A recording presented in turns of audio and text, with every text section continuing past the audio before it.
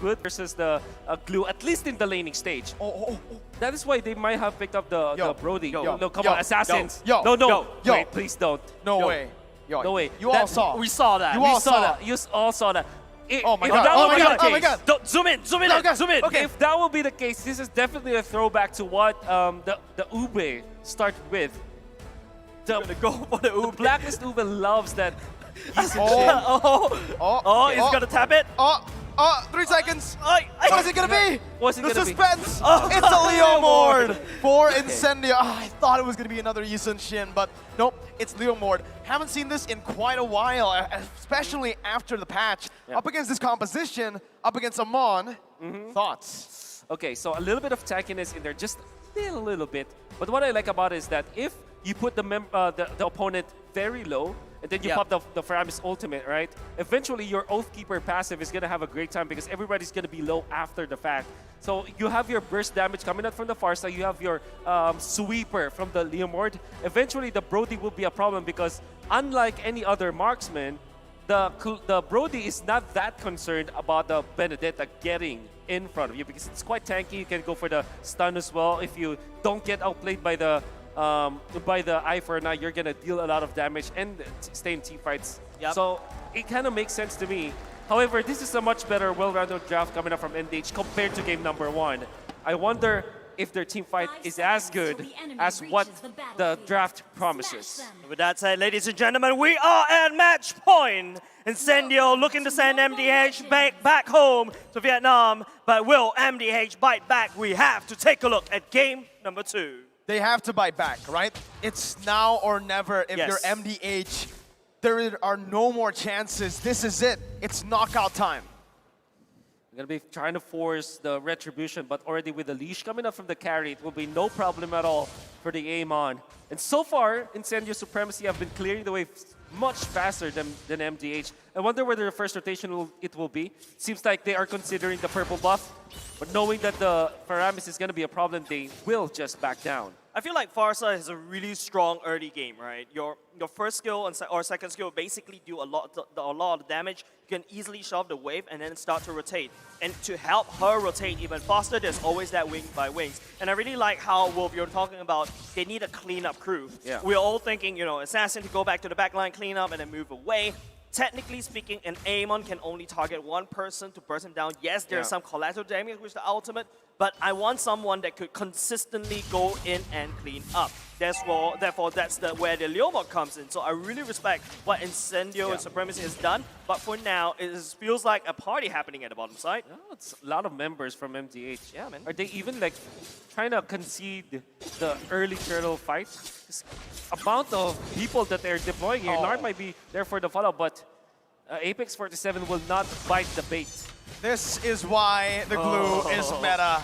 So oppressive, and with Rosa coming in, and Tienzi out of nowhere with the Phantom Steed just riding along, picking up first blood over in the XP lane. Yep, just picking up something that he is supposed to do. Basically, that's why I was looking for the cleanup, right?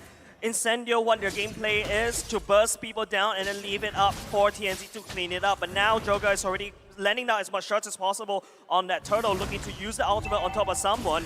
Right now, MDH has to try to forfeit, but oh no, it's enemy Apex walking the wrong way. Oh, those are the shards. He's going to be able to burst Apex down. Now TNZ caught, has the retreat, picks it up, backs away.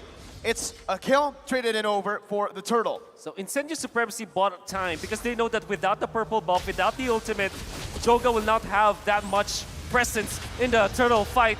Wait! Rosa with the airstrike is able to survive, out-damaging Need My Help, and Nart. What? Oh my god, that was crazy. That's the power of the Farsa, right? Basically landing down a feather airstrike right where he stands. But here go, another team fight. That's just the combo coming in. The torn apart memory is going to be able to take the gold laner down. Joga dumps in, but the damage is not enough. Rosa once again able to survive. TNZ coming in, zoning Joga away. Walks up like a Chad. It's just the Chad game. Incendio are Chads. Turkish Chads. Not even delightful anymore.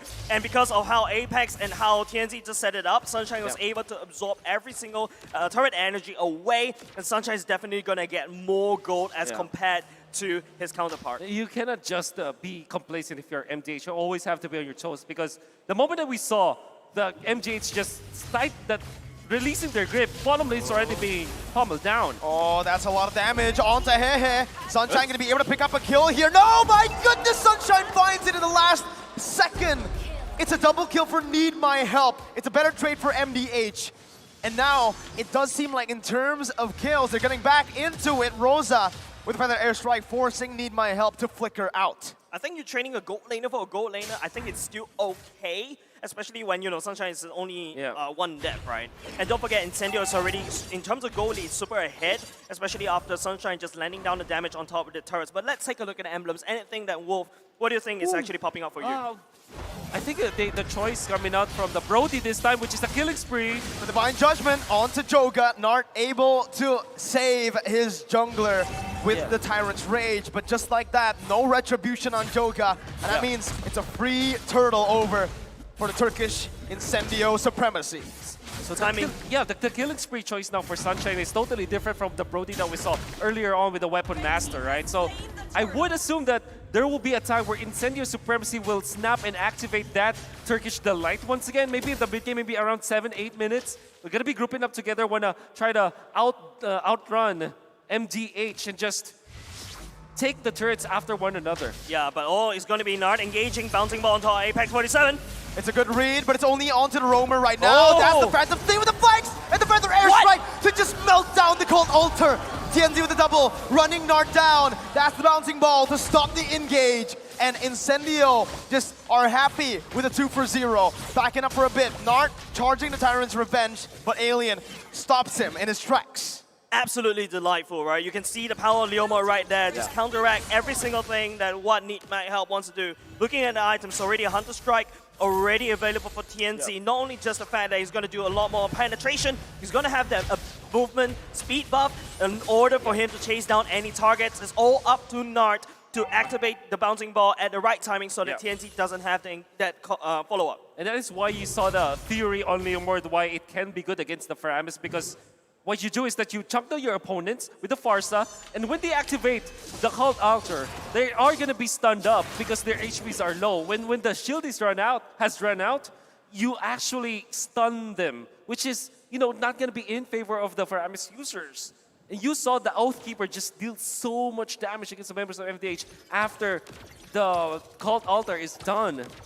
And it gave a lot of map control now for Incendio Supremacy. Now they're trying to push top. Yeah, they're definitely going to push top. Sunshine Nart is actually just jumping right in front of Incendio. Hehe's gonna fall! Oh my god, it's a fadeaway! Nart gets a Tyrant's Rage, but it's all in desperation. Apex 47 is still alive and Sunshine picks up a double. It's a dominant game. Incendio are absolutely steamrolling their opponents. Incendio is just burning MDH alive, using Sunshine as basically like a siege unit as well. They are so greedy in this one, taking not only just the turtle, but also at the top side. They are so ahead, and MDH need to find some way with Nart, find a good engage, hopefully catching Sunshine. All right, what can they do, right? If you take a look at the replay here, Wolf, tell us what they could have done better, because it feels like Incendio are just so far ahead. They're under their turrets. They already have that condition. However, they were pincered. And Nart activated the ultimate quite too late. If it had been an early ultimate usage and just sacrificed himself, it could have been totally different. But MDH are not reading what INC is doing. They're not willing to sacrifice like the smaller pieces so that their late game comp can have a strength in the late game. Nart jumps in, but it's only to get poked down. Free turret, tier 1 taken down. TNZ with Phantom Steed chasing Joga down. No, what? What? Then the charge just did nothing. Holy moly. Nothing. How? Well, didn't even, it took a shield out, I guess. Yeah, just that's a big problem, right? The biggest amount of damage as an assassin was just nullified by one shield. That's how far TNZ is ahead against Radiant armor. That's why. With the Radiant armor as almost like a second completed item, there is no way Joga can find assassination on his counterpart. That's very smart if you think about it, because he knows that even when he's not an actual frontliner, Leomord is almost like a frontliner because you're always on the front. You're always trying to fight. Radiant Armor nullifies the Ghost Bursters as well as the damage coming out from Amon. Knowing that he will be in the front lines anyways, so that the others can set up, all he had to do was to sustain. Yes, he does have the Hunter Strike for the damage, but he'll be outputting a lot more attacks because of the Radiant Armor. Yep, and in order to, he can survive even longer, right? He's gonna stomp down MDH, better airstrike going in. There was also a lightning chunk in as well. It's gonna be also the King trying to look for something. Looking for a Divine Judgment on the other side, and Sunshine just takes the kill. Just no counterplay there. MDH, they tried their best. Well, they did defend the tier 2, but it's all for a kill over to Incendio, and now they have full control of the Lord that just spawned. Maybe some miscommunications coming out from MGH is definitely not a good move coming out from King. Sure, you have the Petrify, you can take out the Farsa, but with this amount of lead coming out from Incendio Supremacy, you'll easily be punished by your opponents, as we saw in the clash. I feel like the Benedetta right now, as we're looking at the Lord, basically giving absolutely free over the side of Incendio. I think what the King needs to do is what he's doing right here. Try to split push, try to create some pressure opposite of the map. But at the same time, it's also going to be MDH trying to look over, patrol around the map and try to sneak away turrets as much as possible.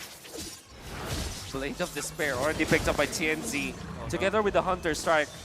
And the fact that MDH are just getting demolished by the damage output of both the Brody as well as the Farsa. This Leomord is now activated. We have not even talked much about the Kaja and how great it is against the punishment of MDH. So Incendio Supremacy have all of their ingredients together. Their Turkish delight is waiting. Siege down below. The King, 1-2 basic attacks, and he's already so low.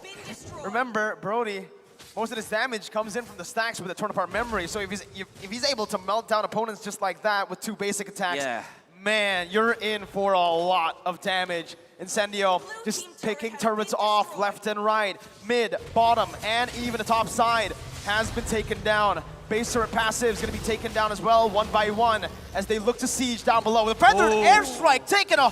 What? That's so much damage. Hehe is down to a quarter of his HP with 1 Feathered Airstrike shot. That's the whole point of Rosa, right? Your main goal is to not kill anyone. Your main goal is to have enough damage to push people away. Look at him. He has the clock, he has the lightning trunking, Holy Crystal already, definitely going into the Divine Glaive already. But there you go, Conceal Play going in.